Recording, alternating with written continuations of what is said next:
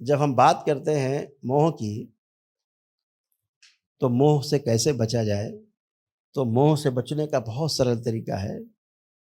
हम जब तक किसी को शरीर के रूप में जानते हैं और अपने आप को भी, सबसे पहली घटना, अपने आप को अगर हम शरीर माने रहते हैं, अपने शरीर के साथ हम अपने जीवन को स्पष्ट नहीं देख पाते, जब तक हम ये नहीं समझ पाते कि यह शरीर, जीवन और इस शरीर से बना हुआ ये मानव शरीर है, दो चीज़ों से मिल के बना है, तब तक हम सामने वाले को भी ऐसा ही माने रहते हैं कि यह भी मात्र शरीर है।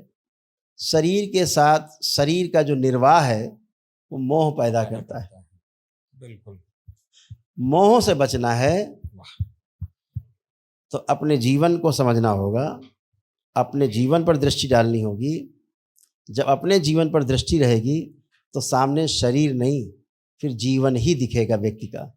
और जीवन से जीवन की जब आप गणना करेंगे, तुलना करेंगे, तो मोह नष्ट हो जाएगा, क्योंकि वह जीवन जो मुझ में है वो संसार के प्रत्येक मानव में वह जीवन उपलब्ध है। सबका जीवन एक जैसा है, बच्चा है, बूढ़ा है, जवान है, कैसा भी है, सबका जीवन एक जैसा ही है। उसका डिजाइन एक ही जैसा है। कैसा डिजाइन है जीवन का? जीवन का डिजाइन है प्रत्येक का, पैदा होने से लेके मरने वाले दिन तक एक ही चाहना है, सुख की चाहना है। इस आधार पर समस्त जीवन की चाहना एक जैसी है।